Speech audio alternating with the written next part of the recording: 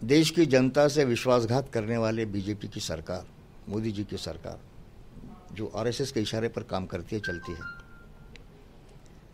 मोदी सरकार का godfather RSS है, बीजेपी का गॉडफादर आरएसएस है। जब तक आरएसएस के चंगुल से बीजेपी का छुटकारा नहीं होता, तब तक बीजेपी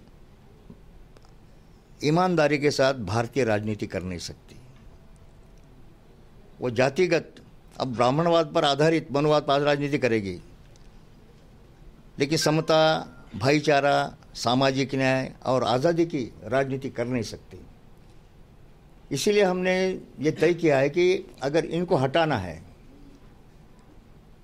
इसको मोदी मुक्त अगर करना है, तो आने वाले 2019 के चुनाव में, सार्वत्रिक चुनाव में, जनरल इलेक्शन में, तमाम सेकुलर पार्टीज एक हो जाए, इकट्ठा आए और बीजेपी के उम्मीदवार को, एक उम्मीदवार के पीछे एक ही उम्मीदवार हमारा खड़ा रहे। हमारे वोटों का बंटवारा होता है। अगर हमारे वोटों का बंटवारा होता है, सेकुलर वोटों का बंटवारा होता है, तो फायदा तो बीजेपी का ही होना है। ये तो अंधा आदमी बता सकता है। और ऐसे हालात में आप जो सवाल मुझसे किए हैं, क्या उनकी राय है कि सेकुलर वोटों का बंटवारा ना हो? क्या इनकी स्ट्रेटेजी है, इनकी नीति ऐसी है? अगर ऐसी है तो फिर सवाल ही नहीं आता।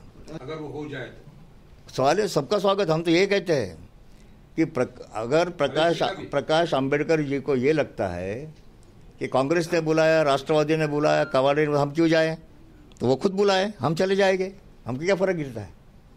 आपका बोलना भी है कि आपने कहा कि सेकुलर वोटों का बंटवारा होगा, तो आपका बोलना है कि सीधे वंचित आघाड़ी और एमआईएम एक जगह आने से सेकुलर वोटों, हम ऐसा नहीं कहते।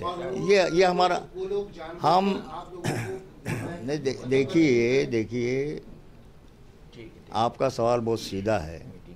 हम सेकुलर वोटों का बंटवारा, आप क्या चाहते हैं? आरएसएस प्रणीत मोदी के भाजपा के सरकार को हटाना। अगर आपका मकसद है, मेरा मकसद है, हम अलग अलग रह के कैसे हटा सकते हैं? तो एक आने के लिए जो कुछ भी फॉर्मूला आप तय करते हो, जो कोई भी स्ट्रेटेजी आपकी बनती है, वो तो बनाइए ना आप।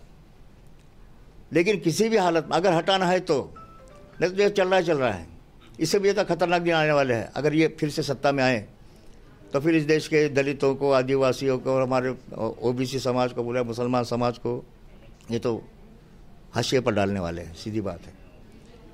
हमारा एक ही कहना है कि आपको जो कुछ भी करना है, इस बात का ध्यान, अगर आपका भी मकसद वही है, मेरा भी मकसद वही है, दोनों का मकसद अगर एक है, तो इकट्ठा आकर अपने मकसद को हासिल करने की कोशिश क्यों नहीं करते?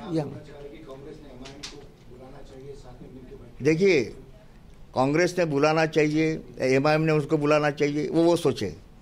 हमारा ये मानना है कि तमाम जो चाहते हैं कि इस देश में ये जो गलीच सरकार आई है, इनको अगर हटाना है, तो सभी विपक्ष के, सेकुलर फोर्सेस के जितने भी